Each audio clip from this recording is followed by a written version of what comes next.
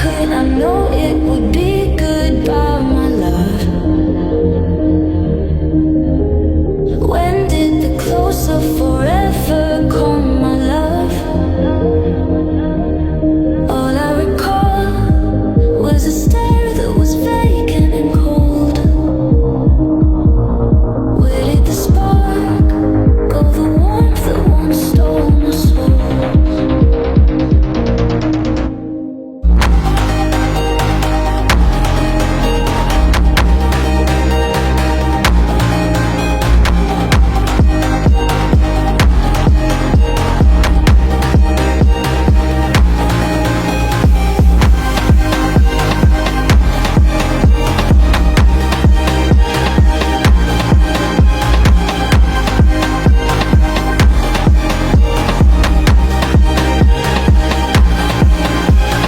It seems the glow from within your eyes is gone.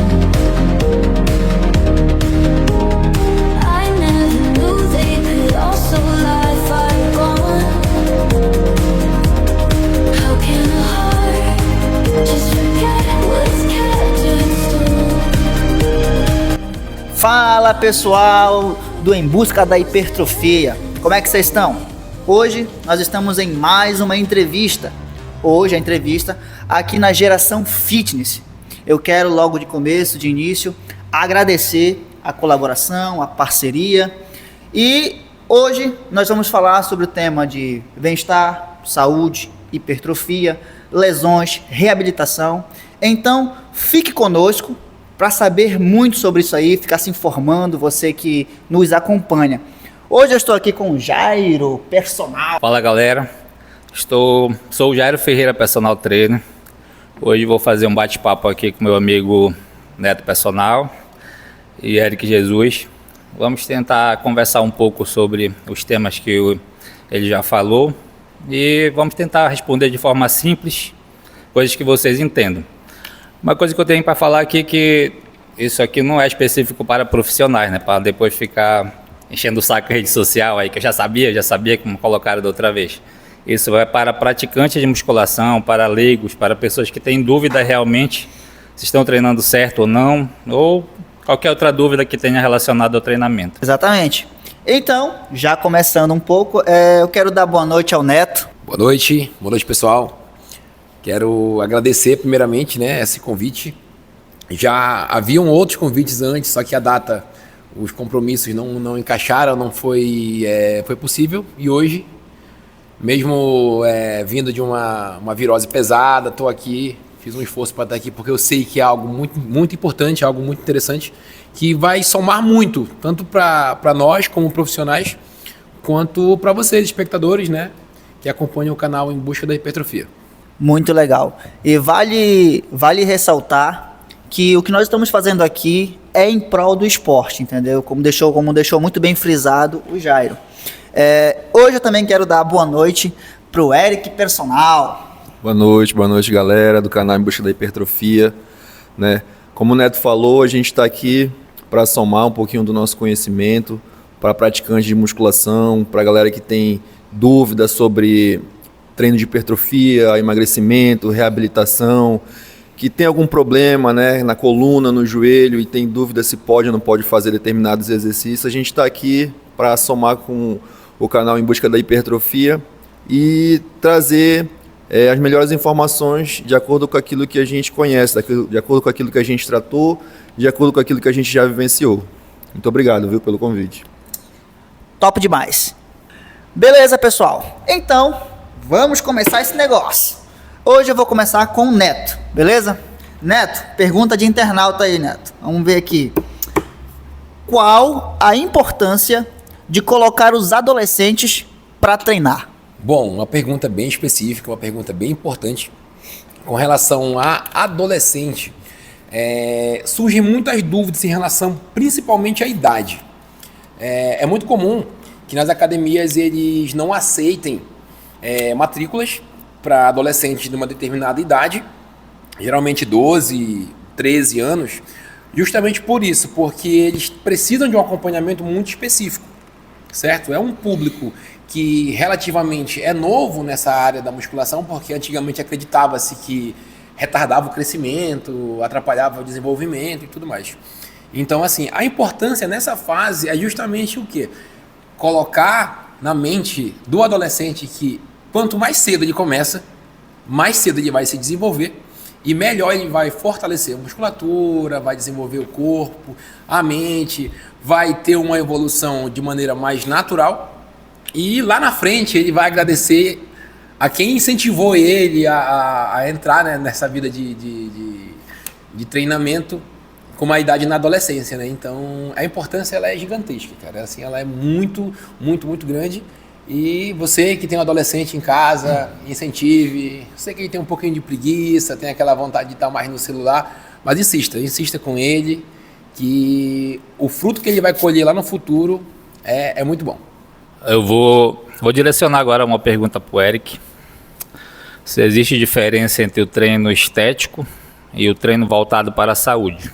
Dá para unir os dois? Dá, sim, é possível. Unir os dois. Na verdade, todo o treinamento, a base dele, de acordo com a metodologia que eu adoto para desenvolver para meus alunos, para passar para meus alunos, é que a estética normalmente ela é consequência de um bom treinamento, né? A prioridade sempre é a saúde, né? Tanto que hoje eu trabalho com um público bem específico, onde eles buscam praticar musculação, não necessariamente por estética. Claro, ficar bem, né, fisicamente é muito importante, é muito bom, sim. Mas antes disso, vem a saúde, né? A saúde, levando em consideração que hoje a gente está enfrentando aí um mal do século, que é o problema com a obesidade, né? O problema com problemas mentais, como a depressão, como a ansiedade, que hoje em dia também virou praticamente uma pandemia. Todo mundo hoje tem esse problema com ansiedade ou com depressão. Então, eu acredito que, na verdade, um é consequência do outro. A estética, ela acaba sendo consequência do treinamento, do bom treinamento da saúde. Ou seja, se você treina para a sua saúde, automaticamente, penso eu, que você vai estar bem também esteticamente. Que você vai estar dentro do seu peso, vai estar com um bom nível de massa muscular. Então, na verdade, eu acredito que uma coisa acaba puxando a outra. Esses dias, falando desse assunto aí, eu lembrei agora que uma aluna minha disse bem assim uma frase, que a estética vem de brinde. E realmente. Realmente, é verdade. A maioria das mulheres do povo hoje em dia treina para controlar a ansiedade, controlar algum problema relacionado à mente. Mas é como tu disse, é um problema ósseo, mas no final a estética vem de brinde, que ela, como consequência do treinamento, vai melhorar a estética também, né? Isso, perfeito, exatamente. Isso é interessante, a estética, a hipertrofia. E tem um internauta que ele perguntou aqui, ele queria saber quais seriam alguns sinalizadores de que ele poderia estar treinando errado, entendeu? Tipo assim, aquilo que vai, poxa, ele falou sobre aquilo, então quer dizer que eu tô fazendo merda, entendeu? Então eu queria que vocês dois, cada um desse um pouco aí para ajudar essa pessoa, tá bom? Eu acredito que um dos primeiros indicativos que ele no caso, um dos primeiros indicativos que levasse ele a ter esse pensamento, que estivesse fazendo exercício de maneira errada, seria ele estar sentindo algum desconforto, principalmente articular, né? Normalmente com treinamento a gente sente sim aquela dor muscular de efeito tardio, que é aquela dor que dá no dia seguinte ou 2 dias depois do exercício, mas normalmente ela se dá no músculo, né? Então, um indicativo que ele pudesse estar treinando errado seria ele estar sentindo dores articulares, ou propriamente falando, como de maneira mais vulgar, nas juntas, né? Falando de um linguajar menos técnico, para as pessoas entenderem. Então, essa para mim seria o principal indicativo que ele pudesse estar fazendo algo que não fosse correto. Então, para complementar o que o Eric falou muito bem falado, inclusive, eu vou trazer uma aplicação prática de quando um cliente inicia o treinamento comigo. Geralmente no primeiro, no segundo dia vai vir aquela dor, como o Eric falou, a dor tardia, ela é um sinalizador positivo, porém é um sinalizador positivo na parte muscular. Geralmente, quando o cliente manda mensagem para mim, Neto, tá dolorido, Neto, não consigo andar. Eu sempre pergunto, a dor é articular? A dor é muscular? Então, se a resposta é articular, eu sei que alguma coisa aconteceu. Tipo, como é um cliente que está iniciando, eu tenho que ajustar algum ponto, perguntar alguma coisa a mais em relação ao que foi feito na avaliação física. Sempre investigar além daquilo que já foi feito para investigar o porquê que essa dor articular está acontecendo. Então, a dor articular ela é o principal ponto de indicação que você está fazendo alguma coisa errada no seu treinamento. Então, para você que perguntou, lembre-se. Para você que perguntou, lembre-se que o erro, a dor no caso, não é um motivo para você parar de treinar, mas sim reconhecer a origem dela, aonde é que se dá essa dor. Então fique calmo, que se você treinou perna e não está conseguindo andar direito, fique tranquilo, que é desse jeito. E faça a avaliação física, não esqueça disso. Olha aí. Bem lembrado. Tá rolando, hein? Pode ir. Bem lembrado, né? Por isso é importante a gente ter esse contato com o aluno antes para fazer uma boa avaliação física, né? Identificar possíveis históricos de lesão, de torção, né, de luxação, de fratura, se já quebrou algum osso, se já deslocou alguma articulação, para a gente ter essas informações justamente para a prescrição sair com máxima eficiência possível. É interessante também eu deixar frisado uma coisa aqui que aconteceu comigo.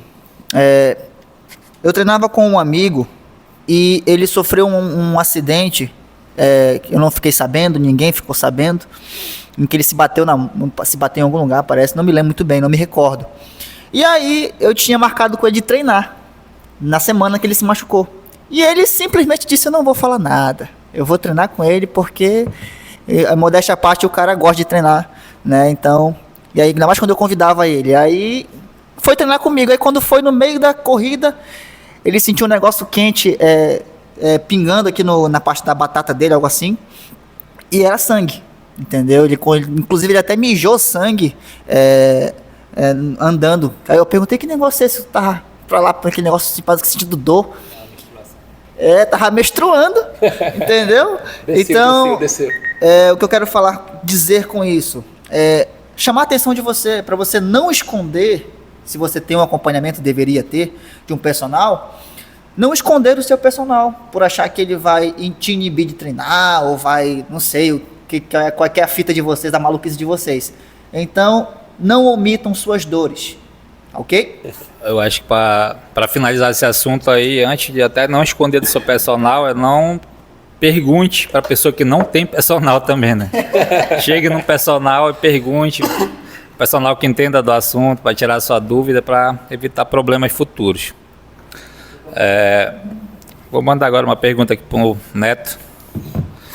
Tinha um mito antes que a musculação para crianças ou adolescentes na época, né? Como já foi aquela primeira pergunta que foi abordada também, que impediu o crescimento. E hoje em dia a ciência já avançou absurdamente de lá para cá, depois para quebrar esse mito. E todo mundo já sabe praticamente, mas ainda existe muitos pais, que tem aquela resistência assim, da pergunta, qual idade eu posso mandar meu filho? Então você, como profissional que é especialista na área de adolescentes também, com qual idade a criança ou adolescente pode ser inserida no treinamento físico ou no treinamento em geral? E quais os cuidados que ela deve tomar para fazer um treinamento com segurança? Vamos lá. Eu sou de 88, né? Apesar de não parecer, eu tenho 37 anos, corpinho de 36. Eu passei por isso, professor. O meu pai, quem conheceu o meu pai sabe, ele foi atleta durante a vida inteira, então ele sempre incentivou a gente a fazer a atividade física, só que ele sempre colocava esse asterisco aí, não, espera pelo menos 15, 16 anos para te começar a fazer.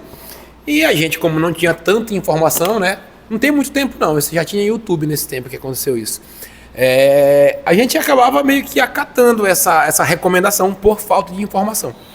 E hoje, como o Jairo falou anteriormente, a gente sabe que isso não existe de forma técnica, de forma prática, perdão. Porque assim, hoje eu tenho um aluno que ele tem 12 anos, ele iniciou com 11 e ele está com um desenvolvimento muito bom. Por quê? Ah, então quer dizer que você, que tem um filho de 11 anos, que tem um sobrepeso, ele também pode iniciar a musculação? Calma lá, também não é dessa forma que funciona. A gente precisa investigar um principal ponto. A criança adolescente, ela tem a vivência de atividade física na sua casa, no seu dia a dia, na sua escola, em algum momento da sua vida? Porque, por exemplo, a criança que não tem acesso, passa o dia inteiro no celular, está com sobrepeso, o pai, a mãe procurou o médico e identificou que ele está com aquele problema que vai só piorar com o tempo. Ele vai chegar, não, meu filho tem que fazer musculação, meu filho tem que fazer um Functional Kids ou alguma coisa, alguma atividade.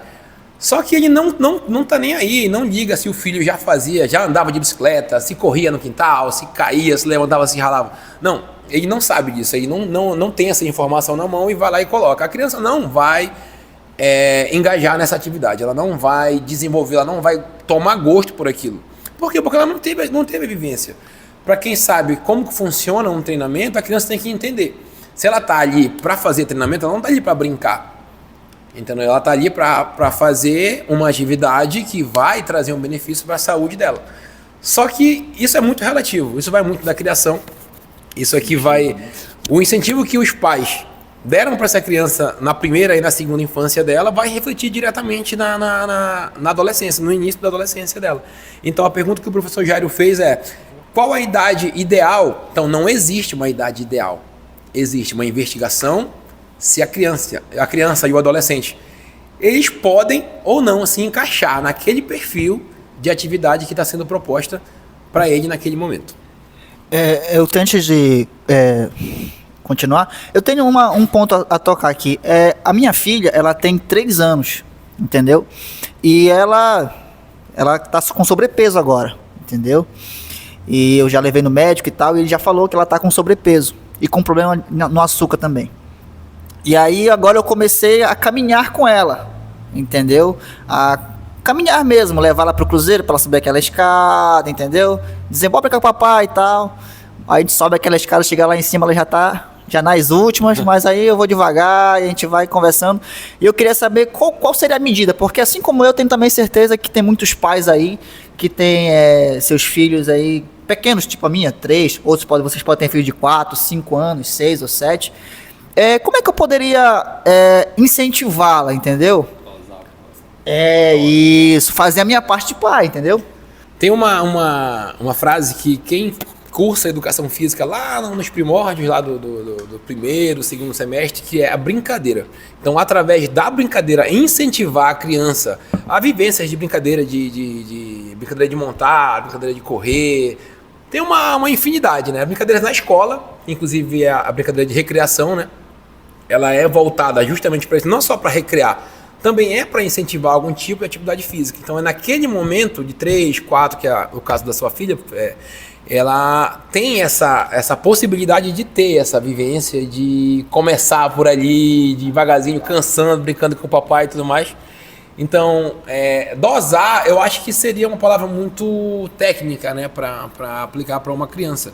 Seria mais deixar a criança brincar. A criança tem o direito de brincar, e é a partir desse momento que ela vai criar o gosto pela atividade física, é a partir desse momento que ela vai incorporar essa prática na vida dela. Foi como eu falei anteriormente, não se referindo diretamente à criança e adolescente, mas à população em geral, que a gente está vivendo um mal do século, que é o problema com a obesidade, que está atingindo, na verdade, todas as idades, né? E isso, eu digo que é muito reflexo da tecnologia, do avanço dela, né? Porque antes a criança brincava de manja-pega na rua, e corria, e subia em árvore.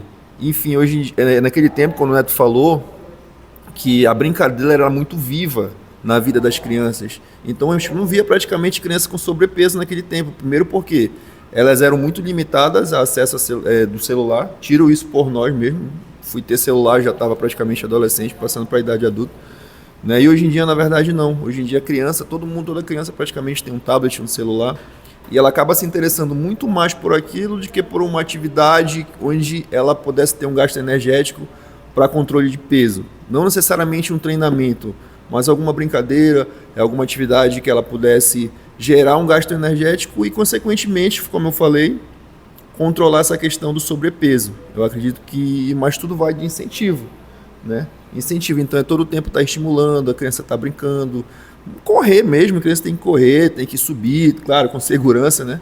Mas eu acredito que tudo é questão de estímulo. Todo o tempo está estimulando, a criança está praticando alguma atividade. Não necessariamente um treinamento, né? Mas algo que ela movimente o corpo dela. E aos pais que ainda têm essa resistência, né? Essa falta de conhecimento, na verdade, né? Que ficam tão preocupados, tão bitolados com que vai atrapalhar o crescimento, Mas a gente sabe que uma alimentação ruim atrapalha muito mais o crescimento. A gente sabe que um estresse crônico de ver os pais com briga em casa atrapalha muito mais o crescimento do que o exercício físico, que só ajuda de modo geral, né? Para falar de um termo um pouco mais técnico, eu lembro muito bem na aula de fisiologia do exercício que falava sobre um efeito chamado efeito piezoelétrico. Você lembra desse, professor? Esse efeito piezoelétrico é o quê? É o estímulo que os ossos eles recebem na atividade física, e esse estímulo ele faz com que ele proporcione um crescimento longitudinal. Quer dizer o quê? O osso fica mais longo, digamos assim, entendeu? Então, a atividade física proporciona esse tipo de efeito piezoelétrico. Então é um termo mais técnico. Que legal, hein? Ele é um pouco menos... Gostei de saber disso aí. Beleza. Ele é um pouco menos conhecido, mas ele existe. Então a atividade física ela vai proporcionar esse efeito e consequentemente vai melhorar o crescimento da criança, né? Eu lembrei de um outro termo, na verdade, que tem o mesmo sentido que ele está falando, que todos os ossos longos, esses ossos responsáveis pelo crescimento, principalmente no caso o húmero, né, que fica aqui na região do braço, e o fêmur, que é o osso da coxa, eles têm uma estrutura chamada placa epifisária, que é justamente essa placa que controla a questão do crescimento longitudinal dos ossos.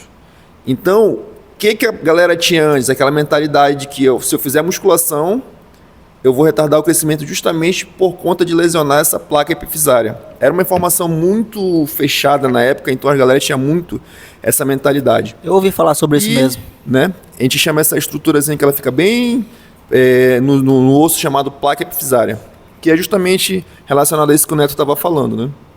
Então, o treinamento ele acaba incentivando, estimulando essa placa para um aumento, mas para isso tem que ter controle de quê? De carga, de intensidade.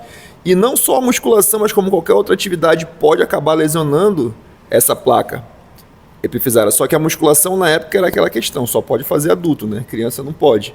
Mas na verdade uma corrida, um trauma, uma queda pode lesionar essa placa epifisária que fica na região dos ossos e atrapalhar a questão do crescimento, né? Então na verdade tudo é questão de ter um bom acompanhamento profissional, para ter controle, saber o limite, saber respeitar o limite, não só da criança, do adolescente, né?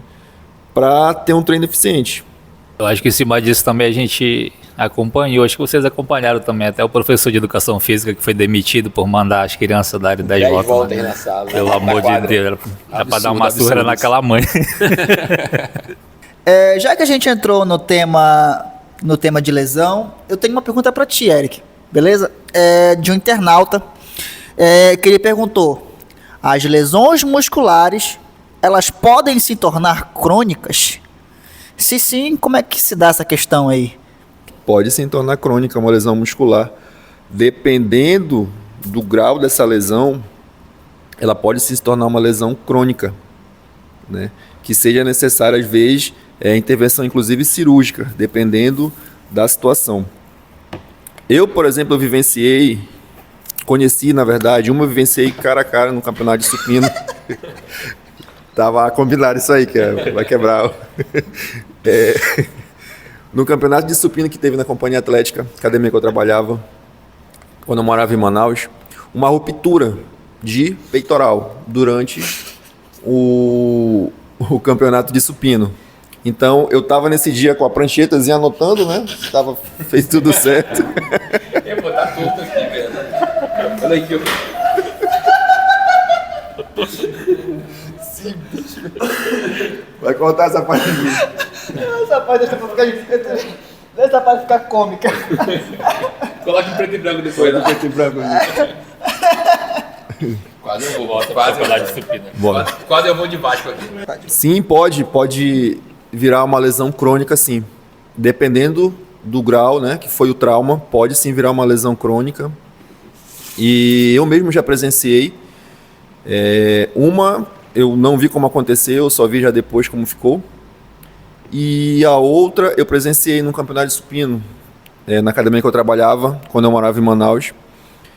E uma ruptura de peitoral na hora. A pessoa era um senhor já que tinha uma certa idade, mas tinha muita força e não queria perder a qualquer custo.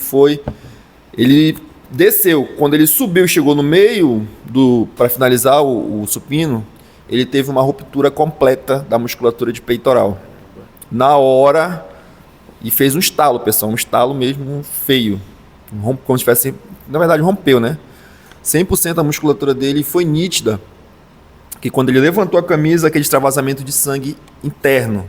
Fica fundo, né? Fica fundo aquilo lá. Além de ficar fundo, né? Aquele extravasamento de sangue. Então, ali o médico falou, só cirurgia, né? Virou uma lesão crônica e só cirurgia. A vantagem é que ele tinha muita força, que os demais músculos dele acabaram desempenhando a função do peitoral dele e foi opcional dele não fazer a cirurgia, porém a lesão está lá. Né? Então, outra que eu conheci também, aluno dessa academia onde eu trabalhava, que ele rompeu o bíceps carregando a traseira de uma moto para tirar próximo do carro dele, que ele tinha estacionado na frente de um banco. Então a moto estava impedindo que o carro dele saísse, né? Que ele saísse no carro dele. E ele foi tirar com o braço estendido. Com o braço estendido, foi carregar a traseira da moto e sentiu. Ele disse que sentiu uma fisgada no bíceps direito dele. Aí ele pegou, soltou tudo, olhou. Estendido, não estava aparentando nada, que estava tudo certo. Quando ele fez um movimento de flexão, o bíceps dele estava praticamente em cima do ombro. Né? Então, o que aconteceu?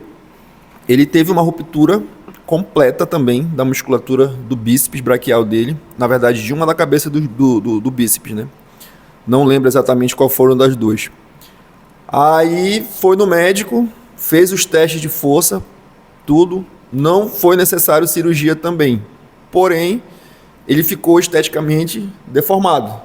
Né? Então, ele até brincou, disse que o ortopedista perguntou se ele tinha mulher, se ele era casado, disse que era. Então, ele disse que o único empecilho que ia ter se a mulher dele tivesse gostado do braço dele.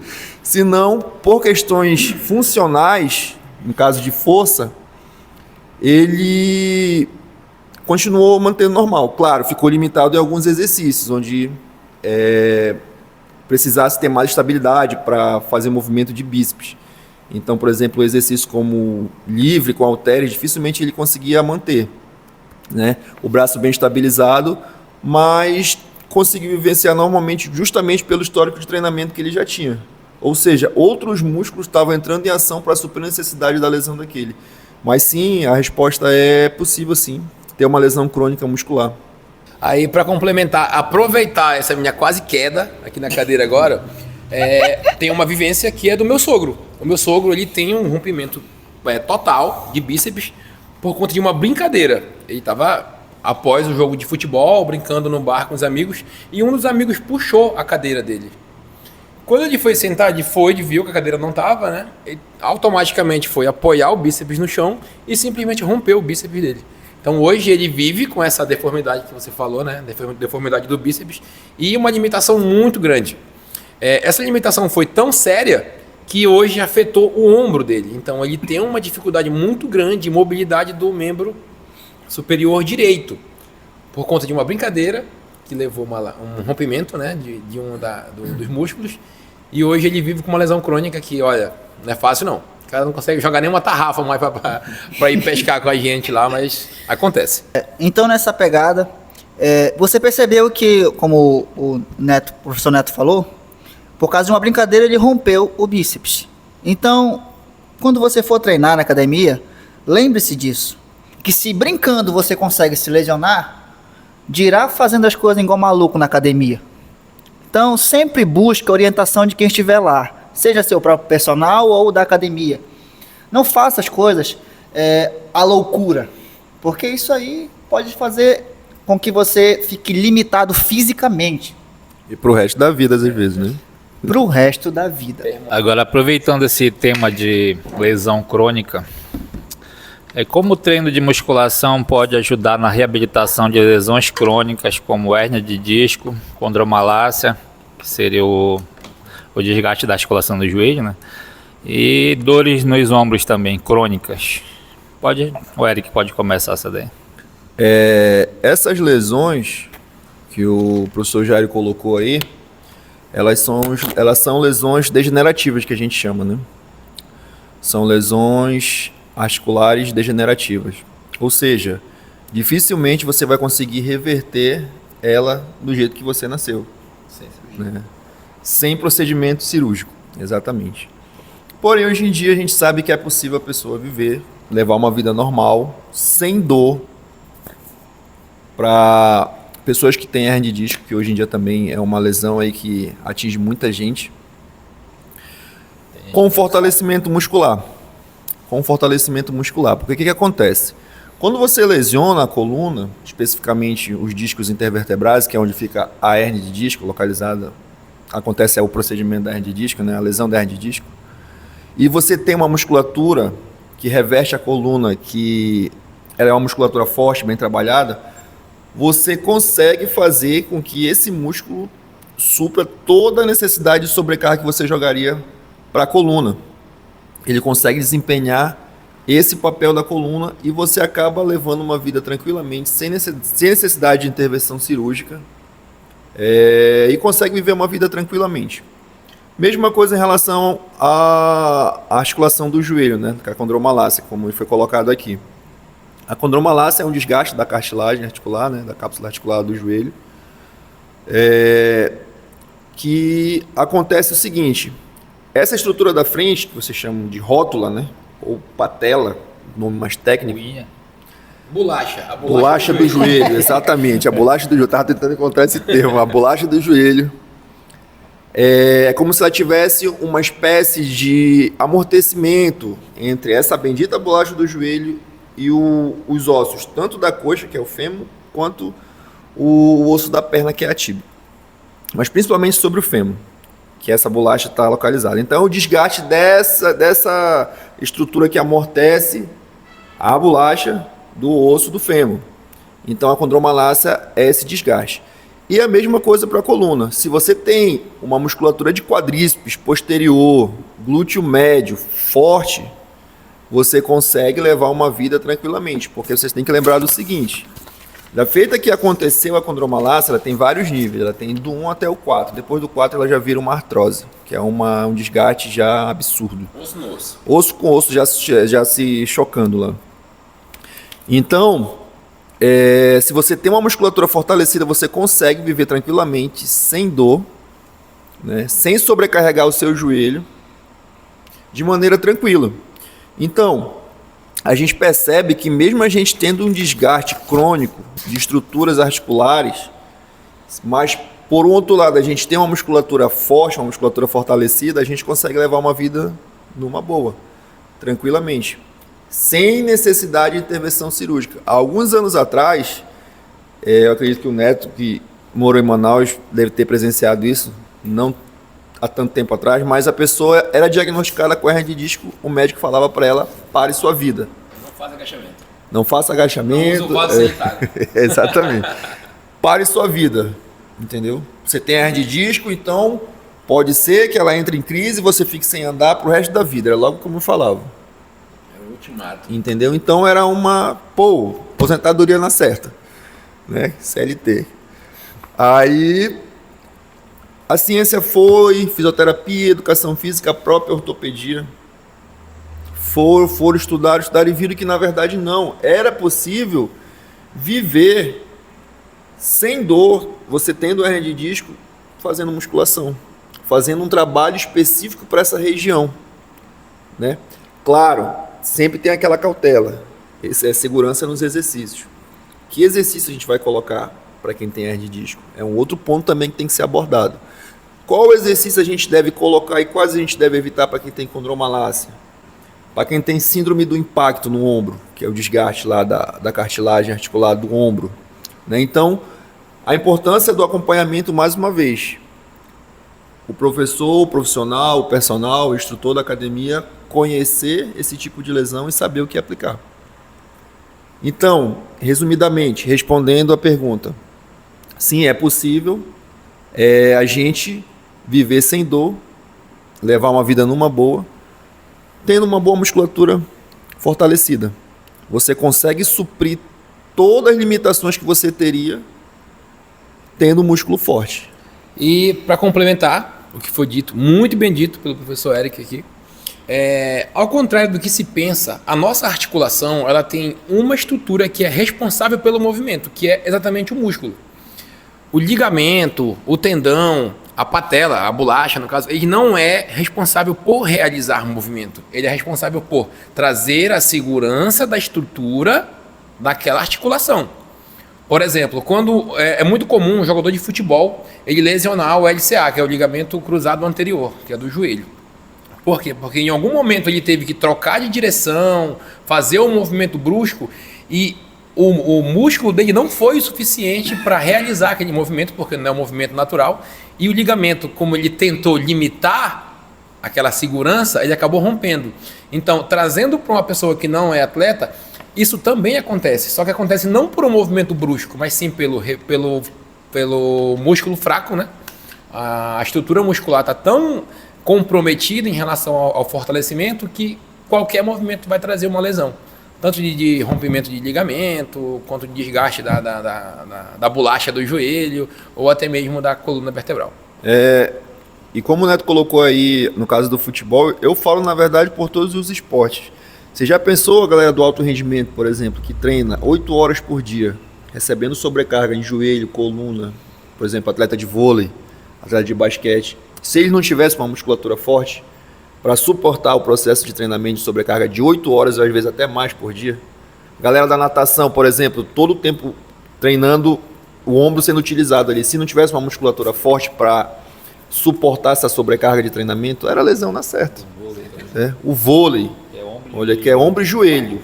Né? Um dos esportes que se caracteriza maior grau de lesão é ombro e joelho na galera do vôlei. Principalmente a galera amadora. Tira por aqui, por além que vai olhar um vôlei da vida, todo mundo com joelheira. Né? Por quê? Treina, porém não faz um trabalho de fortalecimento muscular. Específico, né? Então o que acontece? Sobrecarga de joelho por falta de quê? Fortalecimento muscular, por causa de músculo fraco.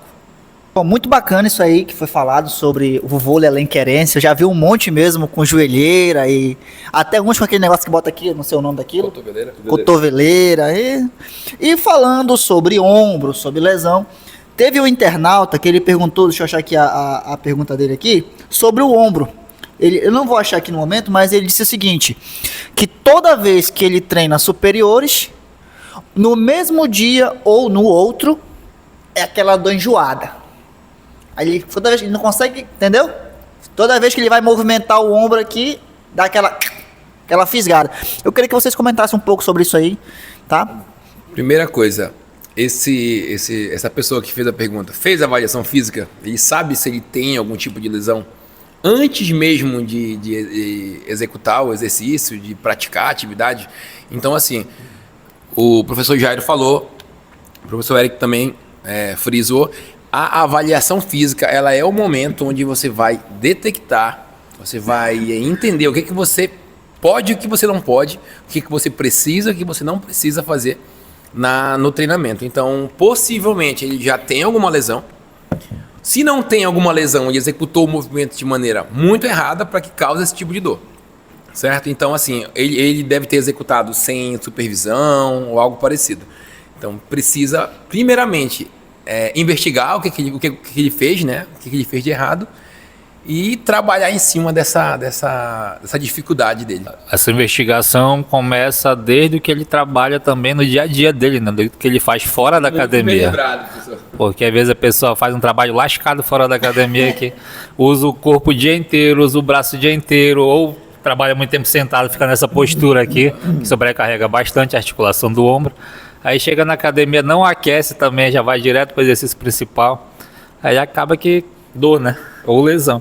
Outra coisa que é bem comum em homens é aquele desequilíbrio muscular entre peito e costas, né? É uma coisa que a gente presencia muito.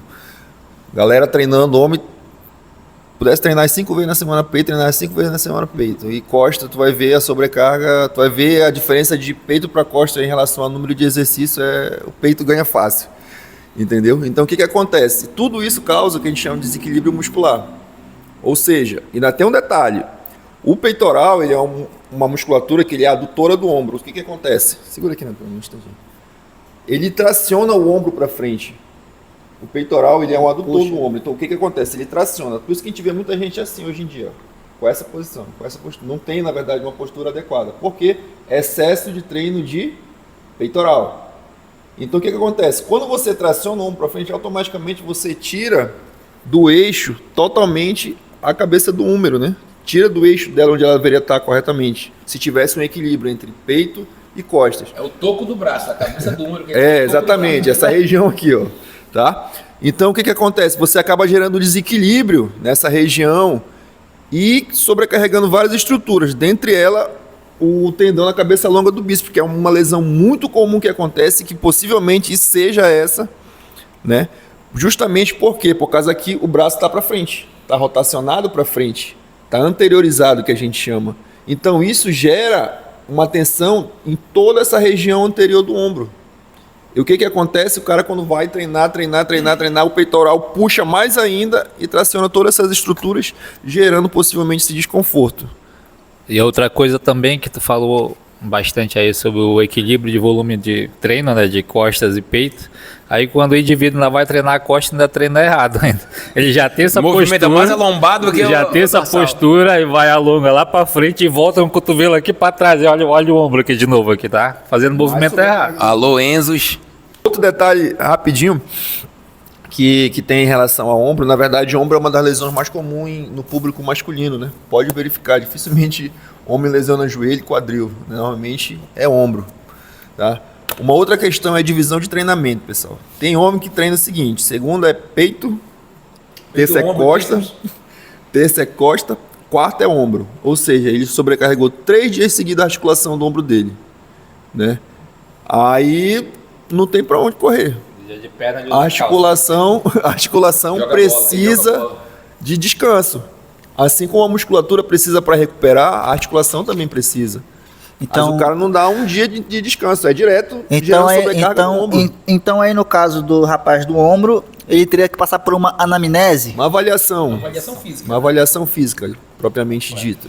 Então você que perguntou, fiz questão de colocar sua pergunta na mesa. Faça o que lhe foi indicado. Vou começar com o Eric de novo. O que você recomenda para quem tem lesão no joelho, mas quer continuar treinando membros inferiores? Porque a pessoa deve, na verdade, né, treinar mais membros inferiores. Mas o que você recomenda como cuidado nesse treinamento aí? Primeiro, sobrecarga, né, que ela está executando. Que o que acontece muito hoje em dia é treinar mais ego do que músculo. É uma coisa que a gente vê muito nas academias. A galera enchendo peso no leg press e não descendo nada. Enchendo de peso no agachamento e não descendo nada. Então, primeiro ponto, sobrecarga. Bora fazer o exercício completo como ele tem que ser feito? Bora colocar uma carga onde você consiga fazer o movimento completo sem se limitar? Bora. Primeiro ponto. Né? Segundo ponto, a amplitude que ele executa esse exercício, o quanto ele está descendo, se tem algum ângulo específico, em algum momento específico ele sente dor ou ele não sente, ou ele sente dor desde o momento que ele já coloca a barra nas costas. Então, outro ponto, limitação articular. Tá? Sobrecarga, limitação articular. São esses dois, na minha opinião, o principal ponto que a gente tem que ter o cuidado para quem tem lesão em membro inferior, principalmente especificamente de joelho, e não quer parar de treinar. Outro ponto importante em relação ao que o professor falou é entender que lesão é essa, né? Então, você foi no ortopedista, você sabe, fez algum tipo de exame de imagem, você sabe do que se trata de fato a sua lesão. E agora, indo para um ponto um pouco mais específico em relação à parte de inferiores, eu uso o meu caso. Eu tenho uma lesão de joelho que eu adquiri numa corrida, uma pisada em falso e tudo mais. E durante muito tempo eu tive o meu treino de inferiores limitado. Então ele trabalhou de uma forma assim muito básica durante alguns meses. E quando eu retornei com a ajuda do professor Jairo também, a gente verificou que eu estava conseguindo fazer um treino de pernas melhor quando eu fazia o aquecimento de glúteo médio na cadeira abdutora. Então, no meu treino de inferiores, eu começo todos os meus treinos inferiores com a cadeira abdutora, no meu caso. Porque assim, quando eu faço esse aquecimento específico, eu consigo ter uma amplitude melhor, um rendimento melhor. Então, se você tem algum tipo de limitação, identifique qual é o seu problema e foque nesse problema, para que você não use desculpa, tô com o joelho lesionado, não vou treinar perna não, vou treinar peito de novo hoje. Faz isso não, meu filho. O Neto colocou um ponto importante sobre esse aquecimento na cadeira abdutora. Para quem não sabe, o músculo do glúteo, principalmente o glúteo médio, que é a região lateral do quadril, ele é o principal estabilizador do joelho. Muita gente pensa que é o quadríceps o principal estabilizador. Não, é o glúteo médio o principal estabilizador do quadríceps, do joelho. Entendeu? Por isso que possivelmente ele sentiu essa melhora significativa, né? Ativou bem a musculatura de glúteo médio, automaticamente estabilizou toda essa região do joelho e, consequentemente, teve o melhor rendimento no treino. Tá? Por isso é muito importante treinar essa musculatura de glúteo médio, não por estética necessariamente, mas como uma questão funcional mesmo, para a questão do joelho, do membro inferior, né? E com certeza é muito importante o que o Neto falou, que é a parte principal de tudo no treinamento, que é a avaliação física. Se o ortopedista não fez, às vezes a pessoa não foi também no ortopedista, né? Quem precisa fazer isso é o personal, né, que acompanha a pessoa. Vai fazer os testezinhos ali, girar o joelho para um lado, apertar no local certo, fazer alguns movimentos e identificar qual é aquela patologia daquele momento que a pessoa está sentindo, né? Ou possivelmente está sentindo aquilo. Outra coisa sobre o treinamento, que é individualizado em cima de cada problema também. Tem que respeitar cada fase do treinamento também. A outra coisa que o Neto falou dessa parte do treinamento dele, que eu lembro que o joelho que doía, tu estava treinando, já estava começando a doer o outro e o que doía não estava mais doendo, né? Uhum. Aí eu disse, tenta mais focar mais na tua mente para usar os dois, que a gente quando tem uma lesão, a gente acaba tentando tirar, poupar aquele lado ali, fazer mais força do outro, né? Para compensar. Né? Isso. E ela realmente, logo depois, foi fazer a próxima série, né? Você disse, olha, realmente passou a dor, que eu tava compensando, fazendo mais força de um lado que do outro, porque a mente da gente tem essa... Fica aquele medo, na verdade, isso, né? Isso de sobrecarregar o joelho e acaba jogando o peso pro outro lado. A gente vai fazer uma pausa nesse bloco, né? Depois nós vamos fazer a segunda parte. Então, aguarde. Beleza, galera, voltamos. Eu quero novamente aqui frisar, agradecer a Geração Fit, por abrir as portas pra gente, por essa parceria, por essa colaboração, tá? Deixar bem frisado isso aqui. Você que é de Alenquer, venha visitar, venha conhecer esse ambiente maravilhoso, ok? A gente vai estar deixando aí embaixo o contato da loja para você, daqui da academia, para você comunicar, conversar, saber sobre mensalidade, parcela, essas coisas. Mas retornando aqui, no vídeo passado as pessoas fizeram algumas perguntas, que valeu até prêmio, teve camisa, teve... mensalidade grátis, e as perguntas que ganharam eu vou fazer agora, tá bom? A primeira pergunta que ganhou, essa aqui foi a que ganhou até a camisa, foi a pergunta mais potente, vamos dizer assim, foi do Max Rivelto. Ele falou o seguinte: fala galera, me tirem uma dúvida sobre a hipertrofia muscular, como ganhar massa muscular, quais são os exercícios mais indicados, como deve ser a alimentação, o descanso, quais são os erros mais comuns. Ou seja, ele quer saber tudo. Fique à vontade. Com relação a exercício, eu acho que tudo que foi dito pela gente aqui durante a entrevista, eu acho que a gente consegue sintetizar e aplicar nessa pergunta que o Max fez. Assim, o que você precisa fazer para ganhar mais massa muscular é justamente entender o que você precisa para ganhar mais massa muscular. Fica um pouco repetitivo o que a gente diz aqui, mas basicamente é isso, certo? Você precisa entender o que você pode, o que você não pode, o que você deve, o que você não deve, e o que você precisa acima de tudo. Então, assim, os exercícios, geralmente, a gente trabalha muito com método de aplicação de treinamento. O Jair tem um tipo de método, o Eric tem outro, eu tenho outro. E a gente acaba meio que igualando a nossa metodologia de trabalho, mas tem ali um ponto aqui mais específico do outro, então acaba sendo um pouco igual ao mesmo tempo diferente, né? Então, se você consegue alinhar toda essa metodologia, essa aplicação do que você quer, né, do que você está buscando aí no treinamento, com o objetivo de ganho de massa muscular, que é a pergunta especificamente do Max, né?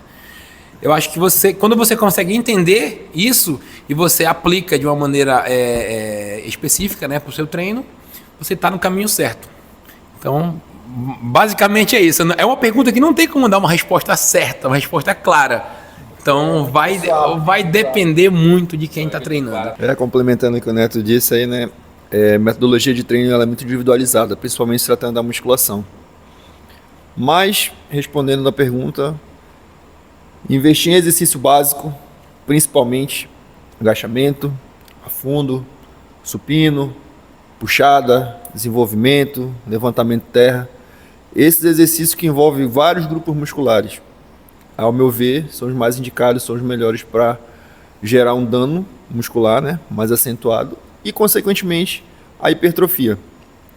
O controle alimentar também é importante, saber se ele está ingerindo a quantidade proteica diariamente, se ele está tomando algum tipo de suplementação para complementar a necessidade calórica dele, ou de repente tomando alguma suplementação à base de creatina, né, que ajuda muito também nesse ganho de massa muscular.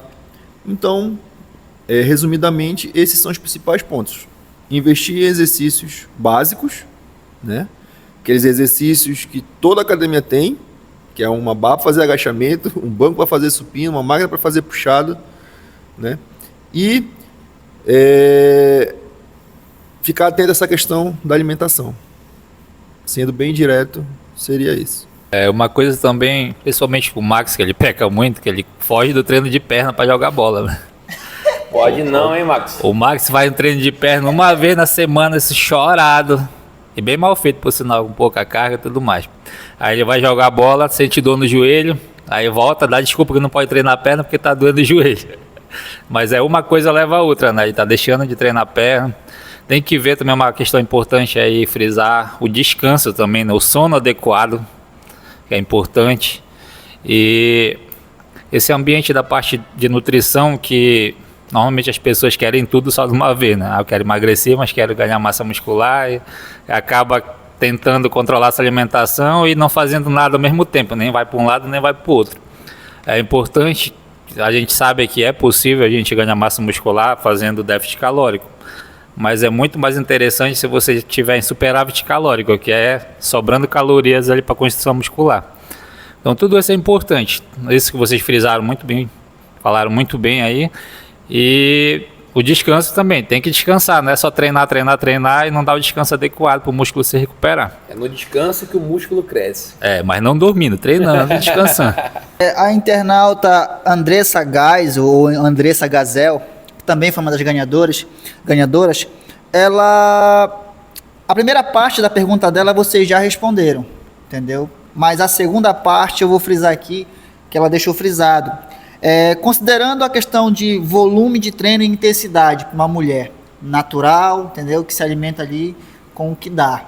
Como é que ela pode maximizar aí o rendimento dela? Uma dica de cada pode ser. Tá, agora vendendo o meu peixe aqui, da minha metodologia de trabalho. Eu procuro focar mais na intensidade do exercício, ou seja, utilizar o tempo de maneira mais positiva possível e focar na intensidade. Se ela tem esse objetivo, né, de maximizar o resultado dela e pensa no volume, eu acho que o volume muito elevado ele não vai trazer um benefício tão grande nesse caso específico dela. E ela teria que focar mais na intensidade. Então, tem tempo ali, 40 minutinhos para treinar, foca na intensidade, foca em exercício multiarticular, como o professor Eric falou, que é sucesso. Hoje em dia a ciência mostra pra gente, né, que treinos com menos volume, com volume mais resumido, mais reduzido e uma intensidade maior, ele seria mais interessante para a hipertrofia. Não é que ele é melhor, né, mas é que muita gente usa como desculpa a falta de tempo para treinar. Então a ciência foi lá, estudou, viu que é possível a gente conseguir aumentar a massa muscular em um treino, por exemplo, como o professor Neto falou, de 40 minutos. Então, o que deve fazer? Prioriza aquele grupo muscular onde ela quer desenvolver, ela quer melhorar, por exemplo, se é coxa, glúteo, costas, enfim. E seleciona os melhores exercícios, né, que a gente vem colocando diariamente, Instagram, em colocando, né? Como melhores exercícios para aquela região. E aplica a intensidade. Aplica método de treino, faz um drop set, faz um rest pause, faz um exercício combinado com outro, né? Não necessariamente muito exercício, né? Porque às vezes muito exercício, uma ficha de treino que ela tem um monte de exercício, chega no terceiro, quarto exercício, já não é com o mesmo rendimento que você fez o primeiro. Então é muito melhor fazer um treino mais resumido e com uma intensidade maior, que pode ter certeza que o resultado vai ser sucesso. A gente já sabe que a pessoa está errando na quantidade de exercício, aliás, na carga, quando ela faz muito exercício, né? Significa que ela está treinando fofo. Para suportar aquela quantidade de exercício, o treino está saindo fofo. Só lembrando de uma coisa, existem metodologias, não quer dizer que um método é melhor do que o outro, que vai dar certo com fulano, que não vai dar certo com o ciclano. Então, assim, isso que o Jairo falou agora, um exercício muito, uma ficha de treino muito volumosa, ela dificilmente ela vai trazer um resultado de hipertrofia ou emagrecimento satisfatório, porque se você não foca na intensidade e sim no volume, você vai desgastar, você vai render pouco e consequentemente vai ter pouco resultado. E se você, assim como a Andressa Gazel, o Gazel, quer ter mais dicas, você pode estar seguindo aí, como é seu Instagram? Ele tá comendo.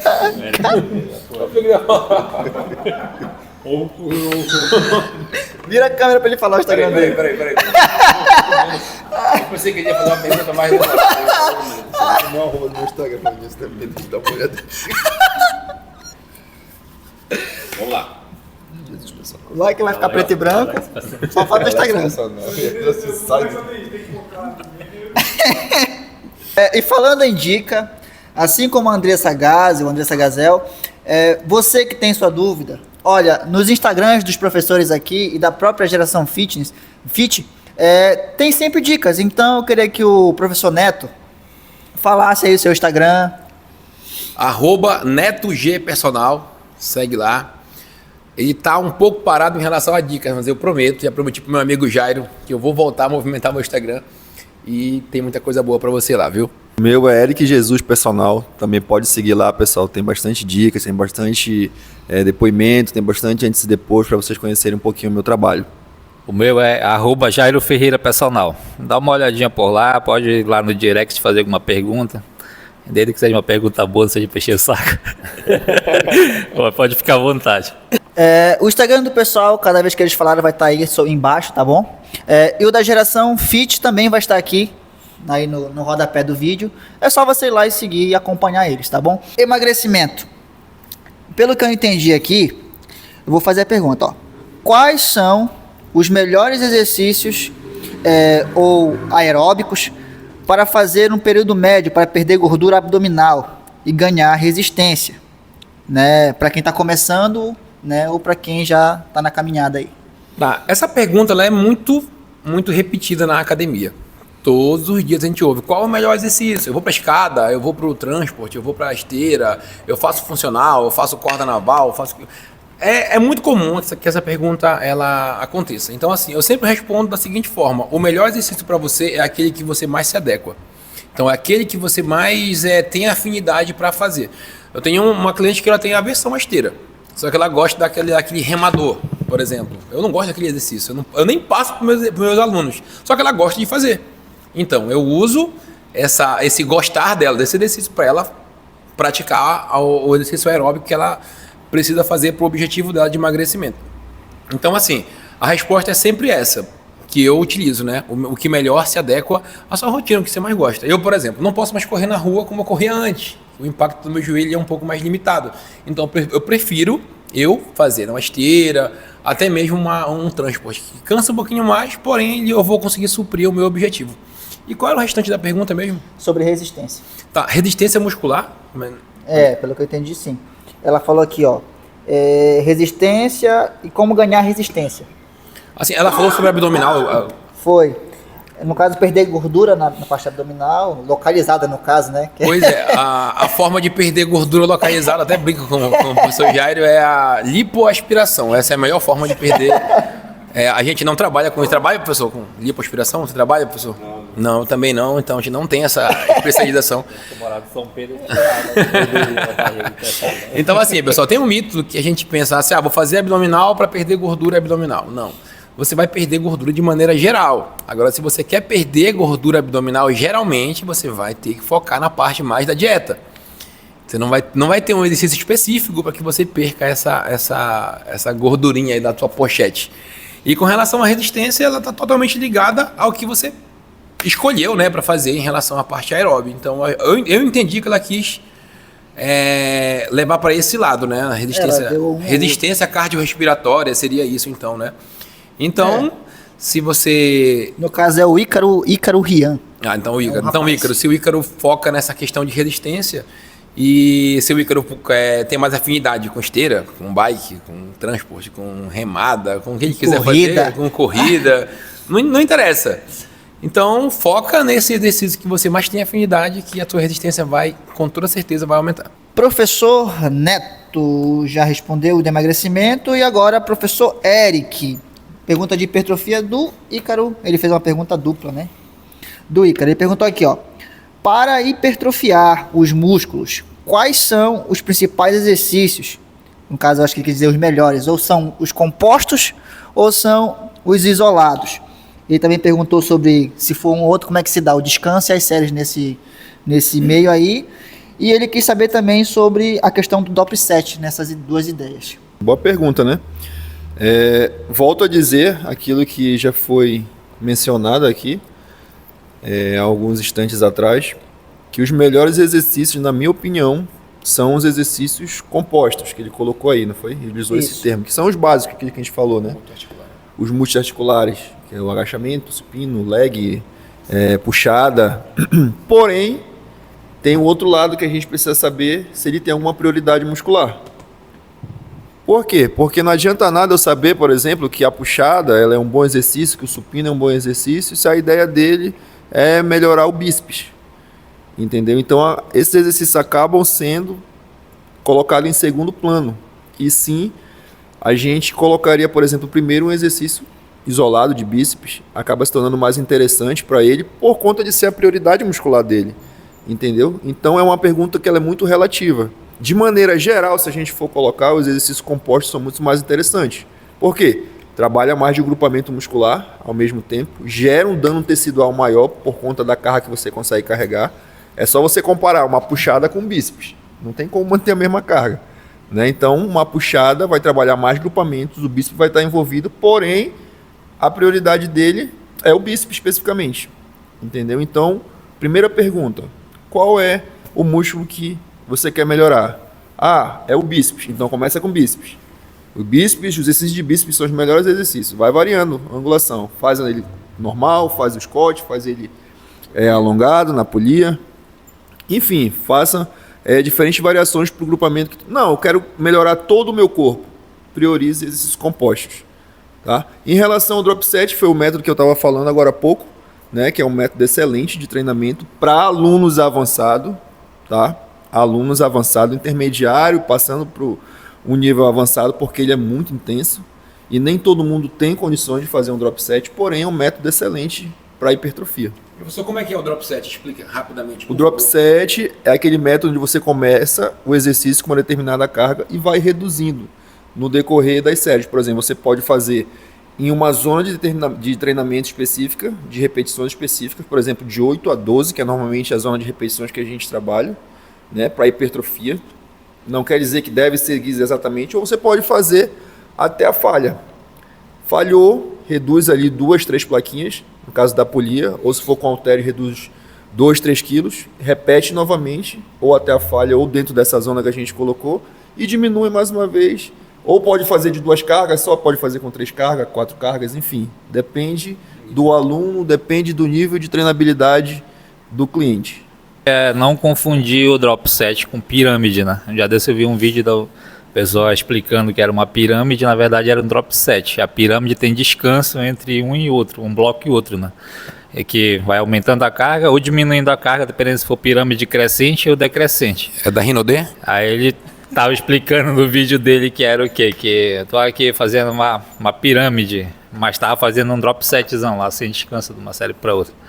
Então não Tá. confundir um Aí método agora, e outro.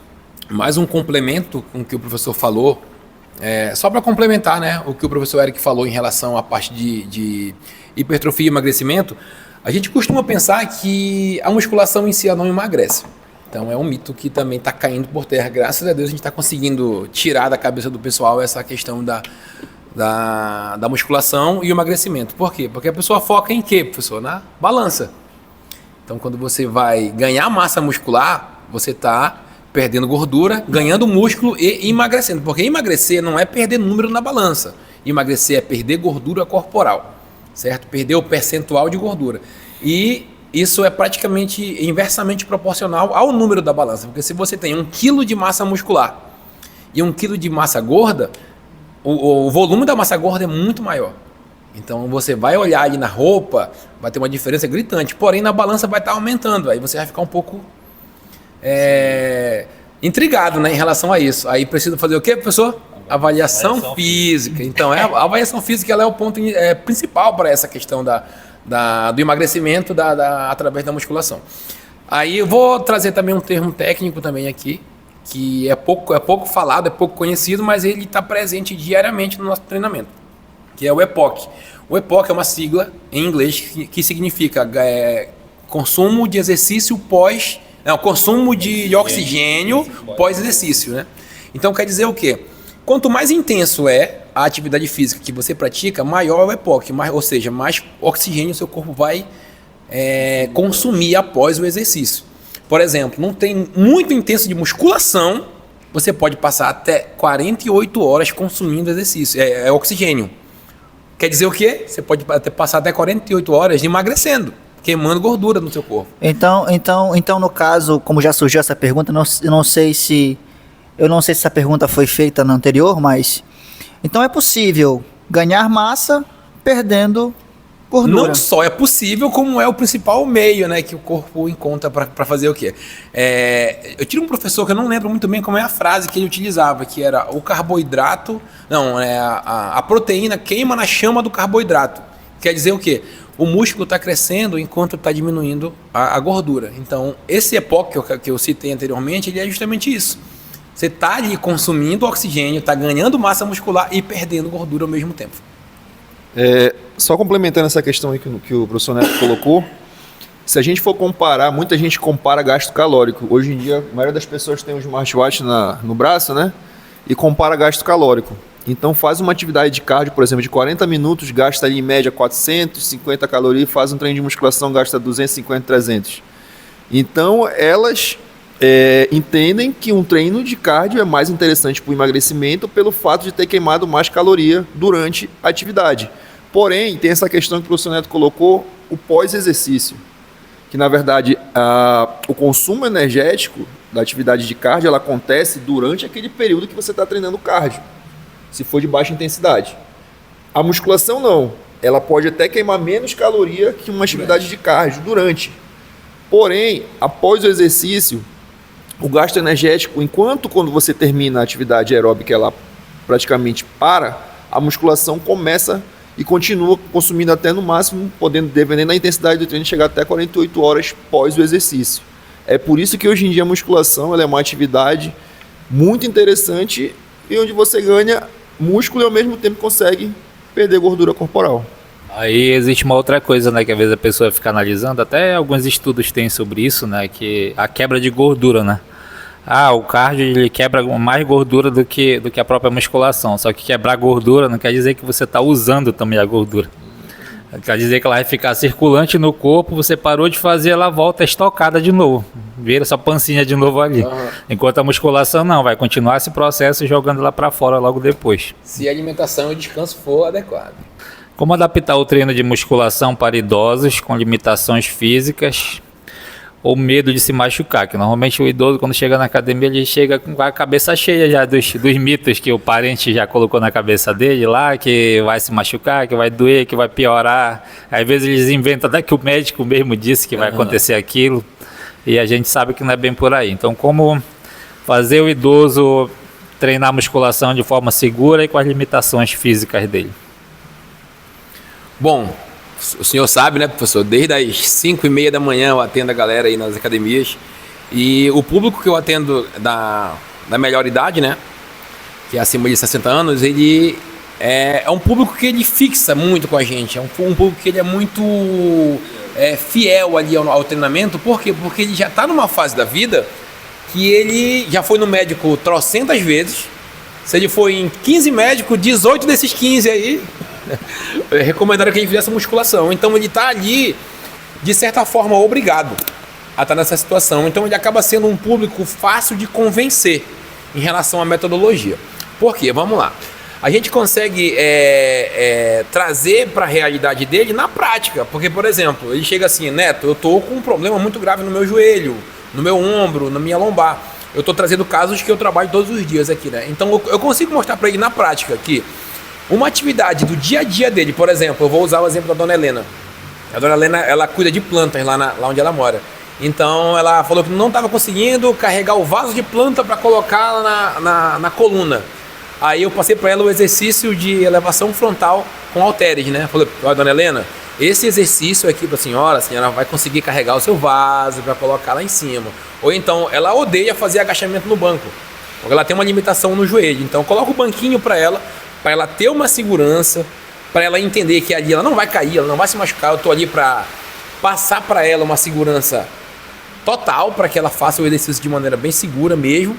Então, assim, essa metodologia que a gente utiliza para ela é trazendo coisas do dia a dia, que o idoso tem aquele medo que já é dele, que já viveu a vida inteira, já passou por diversos traumas físicos e mentais na vida dele. Então ele acaba meio que tendo uma barreira, um bloqueio, como o Jairo falou agora há pouco. Ele fica com aquele medo, aquele receio que o médico falou, que o primo falou, que a prima disse e tudo mais. Então, assim, ao mesmo tempo que é muito difícil, ele tem um caminho muito simples para a gente seguir em relação a essa aplicação, né? De tirar esse medo, tirar esse mito e tudo mais. Então, quando você consegue mostrar para ele no primeiro, no segundo, terceiro mês, que aquilo vai mudar a vida dele, ele vai ser fiel a você no treinamento. Então, assim, eu costumo dizer que é o público mais fiel ao personal trainer, é o idoso, é a melhor idade, é acima de 60 anos. Eu tenho uma cliente de 73 anos, entendeu? Eu não vou falar o nome dela aqui, obviamente, mas ela bebe, ela sai, ela dança, ela vive a vida dela. E ela sabe que o treinamento vai trazer para ela uma qualidade de vida que ela precisa.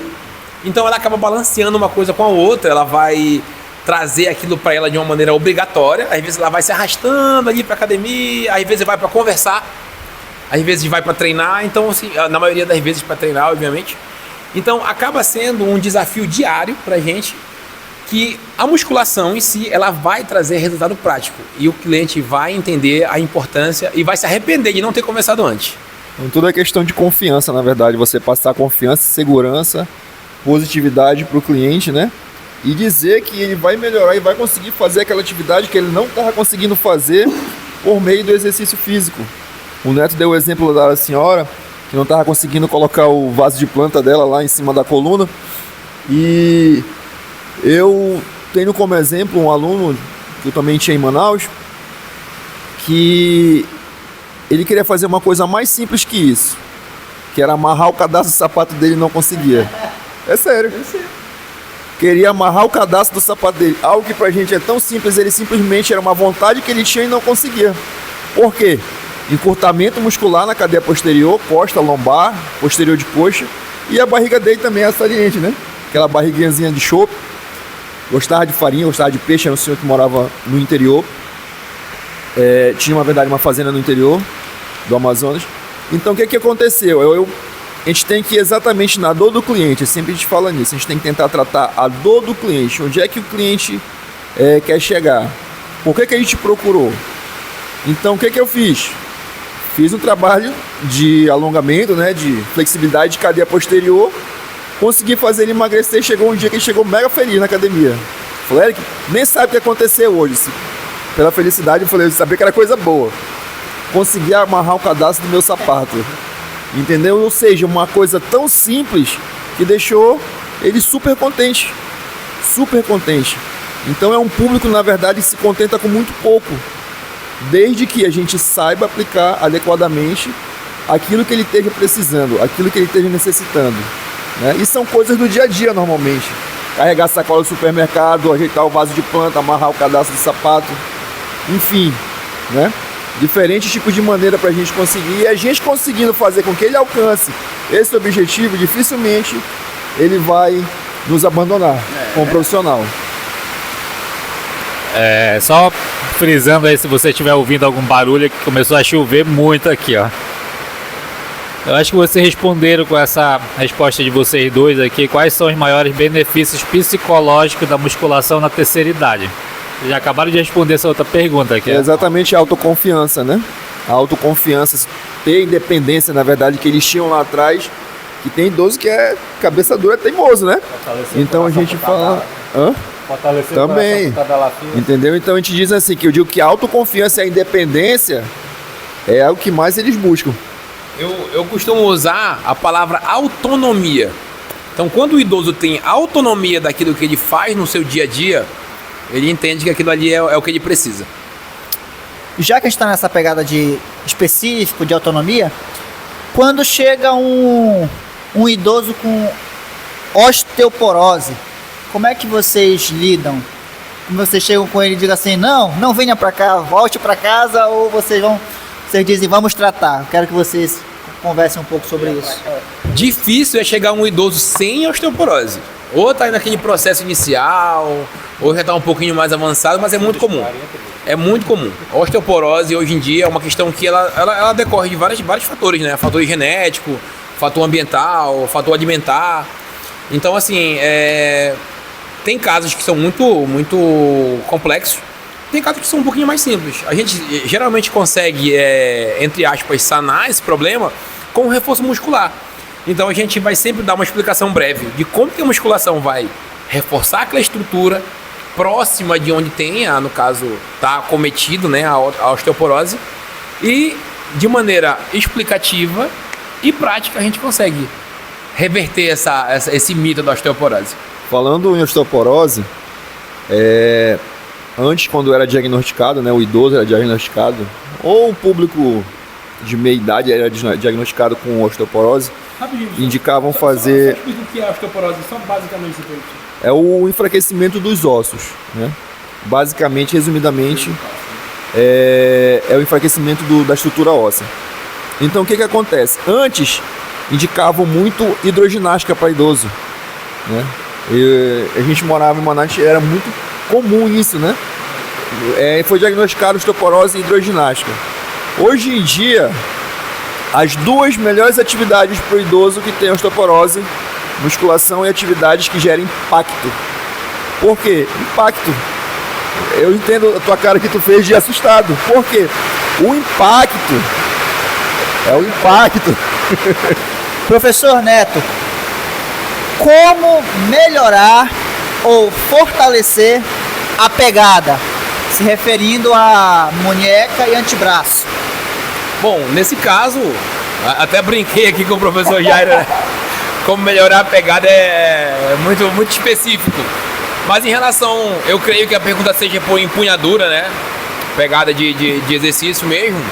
Seria mais um reforço de antebraço, trabalhar, por exemplo, martelo, rosca martelo, trabalhar rosca inversa, para trabalhar geralmente essa questão da região do antebraço. É uma dica bem legal para isso. Uma coisa bastante interessante em relação à pegada também, você tem que trabalhar a pegada fazendo pegada, né? Carregar um peso pesado, andando com ele, no caso da pessoa que luta, fazer um exercício mais com uma corda, puxando um peso, que nem o Eric mesmo fazia. Já vi ele fazendo com algumas alunas dele que fazia TAF. E assim por diante, ele vai terminar esse assunto aí. Era exatamente isso que eu ia falar, né? Eu estava preparando uma aluna para o TAF, do último concurso da PM que teve, e a dificuldade dela era exatamente essa, pegada, né? Então eu trabalhei muito com ela essa questão da pegada, devido a ela ter que ficar em isometria lá na barra durante um determinado tempo, né? Do TAF. E ela melhorou, e exatamente através desse exercício que o professor Neto colocou, né? Martelo, eu usava a própria corda naval também, colocava um peso para ela vir puxando a corda naval, justamente para melhorar essa força de empunhadura dela. E graças a Deus foi sucesso e ela foi aprovada no TAF, conseguiu um tempo excelente. Então, o Neto também estava preparando uma, foi nesse mesmo período também, nesse mesmo TAF. E foi sucesso, graças à pegada. Tá vendo, pessoal? A importância da pegada, tá vendo só?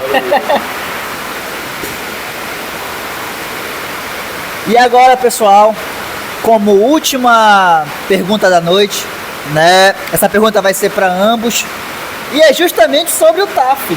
Olha só, eu queria que vocês dessem, vocês dois, dicas, tanto para o masculino quanto para o feminino, de como melhorar aí o seu rendimento. A gente sabe que o pessoal pro TAF gosta de se preparar muito em cima da hora.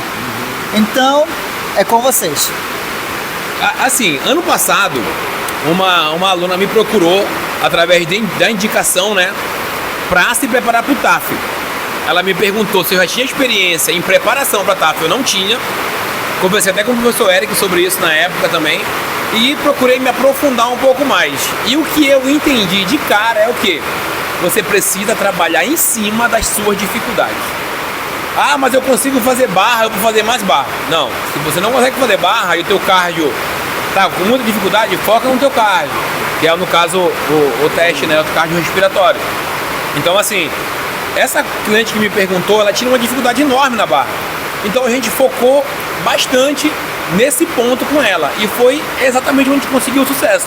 Ela deixava um pouco de lado no início, obviamente, a parte cardiorrespiratória de forma secundária e focou na parte da barra, focou na pegada, entendeu? Então assim, ela fortaleceu a maior dificuldade dela e depois foi igualando, tanto na parte da abdominal quanto na parte da prancha isométrica, da barra isométrica e tudo mais. E a gente conseguiu o sucesso, conseguiu a aprovação, inclusive demorou pra caramba pra ela iniciar, né, a academia agora lá em Marituba, se não me engano, na cidade que ela tá agora. E tá colhendo os frutos aí do rendimento do TAF. Eu já tinha experiência com TAF, um pouco mais avançado do que o concurso da Polícia Militar exige, né? Eu fiz a preparação de um policial civil de Manaus que ele foi convocado para a Força Nacional e era muito mais intenso. Tinha flutuação na piscina, tinha não sei quantas barras, não sei quantas corridas com mochila nas costas. Então era bem difícil. Porém, um específico para mulher, para a Polícia Militar não tinha tido a experiência, né? Então, a mocinha, primeiro ponto, ela vai saber, se ela estiver assistindo, ela vai saber quem é. Ela não treinava superior, começa por aí. Ela tinha escoliose, ela tinha desalinhamento de escápula, tinha uma postura que não era adequada. A minha preocupação com ela era não passar por conta dessa limitação dela, de postura, de escoliose, que é algo que reprova também, né? Então, primeira coisa que eu falei pra ela, fulana, abandona teu treino de hipertrofia, de aumentar a coxa, aumentar glúteo e prioriza teu TAF. Entendeu? Prioriza teu TAF. Primeiro porque pra barra tu não pode estar muito pesada, porém tu precisa ter força. Ou seja, mais uma vez, a estética vai ser consequência do teu treinamento do TAF. E a gente tem um antes e depois muito bacana dela fazendo a elevação lateral das costas dela, muito bonita que ficaram, né? Ela fazia o exercício, era uma escápula lá em cima, outra lá embaixo, fazendo a elevação no começo. E depois a gente tinha um depois dela fazendo com muita massa muscular, graças ao exercício propriamente dito para melhorar o TAF. Então a dica é, prioriza o teu objetivo, entendeu? Não adianta nada Foca na dificuldade. Exatamente, não adianta nada eu estar lá botando ela para fazer levantamento terra, agachamento, búlgaro. Não, isso não ia somar nada no treinamento dela pro objetivo dela, que era melhorar no TAF. Claro, tinha que fortalecer membro inferior por conta da corrida, mas também tinha que fortalecer membro superior por causa de quê? Da flexão, por causa da barra. E fortalecer também a questão abdominal, né? Que era uma dificuldade que ela estava tendo bem grande. A gente conseguiu bater o tempo da barra, conseguiu bater o tempo da corrida, da flexão, porém o abdominal estava bem complicado, mas no final também deu tudo certo, ela foi aprovada e tá só esperando ser chamada. Eu acho que as duas dicas principais aí, tanto pro masculino quanto pro feminino que vocês falaram a primeira, procure um profissional qualificado. Não quer dizer que sozinho ele não vai passar, mas as chances de passar sendo orientado, bem orientado, vai aumentar muito. E a outra é o tempo, né? Quanto mais você aproveitar esse tempo de preparação, mais preparado você vai estar. Beleza, pessoal? Essa foi a nossa entrevista falando sobre bem-estar. Falamos sobre muita coisa hoje, né? Reabilitação, idosos, adolescentes, crianças, né? Lesões. Então acredito que foi um conteúdo muito rico. Eu quero aqui agradecer o professor Neto. Eu que agradeço o convite, agradeço a oportunidade, né, de contribuir com um pouco do nosso conhecimento, com a nossa vivência. A gente que trabalha no mercado de treinamento já há mais de 10 anos, aí, então a gente tem um pouco de experiência para trazer, né, para compartilhar. E a gente, no nosso dia a dia, a gente sempre faz essa troca de figurinhas assim, em relação a trabalho e compartilhar assim com o povo, né, na internet, que nas redes sociais é de um proveito muito grande. Você pode ter certeza que a gente está muito agradecido por tudo isso, por essa oportunidade. Espero que tenham outros convites desses lá na frente. Obrigado. Eu que agradeço também o convite, né? Eu acredito que a gente falou, como você mencionou, bastante coisa, que a gente abordou muita coisa boa, né? Muita coisa legal, diferentes temas para diferentes públicos, né? Respondeu as dúvidas, espero que a gente tenha esclarecido, né, de maneira bem clara. Tentamos ser o mais claro possível, não usar muitos termos técnicos, né? Para você que está aí acompanhando o canal, entender e compartilhar com os amigos também, não esquecer, né? De chamar os amigos para curtir o canal, para seguir o canal tudinho. E que vocês precisarem, meu apoio também, podem contar comigo, tá certo? Foi um prazer dar essa força para vocês aqui. Tá bom? Então, meu muito obrigado. Também quero agradecer aqui o apoio, né, do nosso amigo Jairo, aqui, participante do Em Busca. Bom, eu que agradeço pelo convite. Hoje foi uma experiência diferente, que eu não estava como entrevistado, assim como entrevistador. Fiquei muito lisonjeado pelo convite. Foi uma honra para mim dividir essa bancada com vocês dois aqui, que sabem que vocês são inspiração. E muito obrigado ao canal, muito obrigado a vocês que curtem o Em Busca da Hipertrofia, os inscritos. E espero ter mais oportunidades à frente para continuar essa parceria. Eu também quero aqui agradecer imensamente de coração a Geração Fit por ter aberto as portas, né, para a gente poder fazer esse conteúdo maravilhoso. Então eu queria que você viesse visitar aqui a Geração Fitness, né? Vamos deixar aí o contato para você estar se comunicando aí com a recepção. Siga os nossos profissionais, né? Não faça nada à loucura. Siga o canal e fique por dentro, porque vem novidade por aí. Deus abençoe! Bora, filho da Zil.